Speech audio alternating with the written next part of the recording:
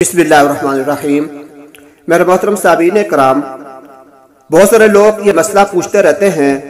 कि अगर हम किसी कागज़ पर अल्लाह तबारक व तआला का नाम अल्लाह लिखते हैं या मुहम्मद लिखते हैं या कोई और मुतबर्रिक चीज़ लिखते हैं, कुरानी आयत लिखते हैं, हदीस पाक का कोई टुकड़ा लिखते हैं, तो लिखने के बाद उस कागज़ को फाड़ना, उसके टुकड़े टुकड़े कर देना जायज़ है या नहीं? और अगर हमने उस कागज़ पर अल्लाह या मोहम्मद का नाम लिखा तो उस कागज़ का क्या करना चाहिए, उस कागज़ का कैसा इस्तेमाल करना चाहिए, उसको कहाँ रखना चाहिए? ये मसला उम्मन पूछा जाता है और आजकल हमारे माशरे में ये बहुत आम मसला है। तो इसके बारे में हमारे उलमा फरमाते हैं कि बेहतर यह है कि ऐसे जो कागजात कि जिन पर कोई आयत कुरानी लिखी हो, मुतबर्रिक चीज़ें लिखी हो, अल्लाह रसूल का नाम लिखा हो, तो इसको किसी एक डब्बे में डालते रहे, जमा करते रहे, एक जगह किसी जगह उनको एक पाक जगह पर उनको जमा करते रहे।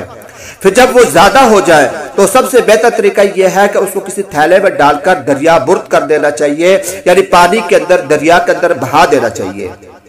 और इसी तरीके से अगर हम कागज के ऊपर अल्लाह उसका नाम लिखते हैं तो उससे बेहतर यह है कि अगर हम उसको मिटाना चाहें तो बेहतर यह है कि किसी पानी के साथ हम उसको धो दें ताकि वो लफ्ज मिट जाए। और उसके बाद वो जो धुला हुआ पानी है जिससे हमने वो लफ्ज धोया था, तो उसको किसी ऐसी पाक जगह पर डाल दें जहां पर किसी का पाँव ना पड़ता हो।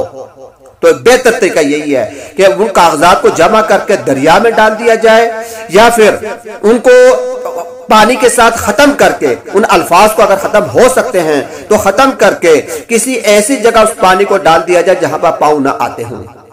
और इसका एक तरीका यह भी है कि अगर हमारे नजदीक दरिया नहीं है, हमारे पास नहीं कि हमारी पहुंच नहीं दरिया तक, पानी तक, तो फिर यह है कि उस थैले को किसी ऐसी पाक जगह दफन कर दें, गड़ा खोदें, मट्टी खोदें और उसके अंदर उसको दफन कर दें, ऐसी जगह हो जहां पर किसी के पाँव ना पड़ते हों। तो इन कागजात का ये हुक्म है, हमें इस तरीके से इनके साथ बर्ताव करना चाहिए ताकि अल्लाह और उसके रसूल के नाम की बेअदबी ना हो जाए। अल्लाह तबारक व तआला अमल की तौफीक अता फरमाए।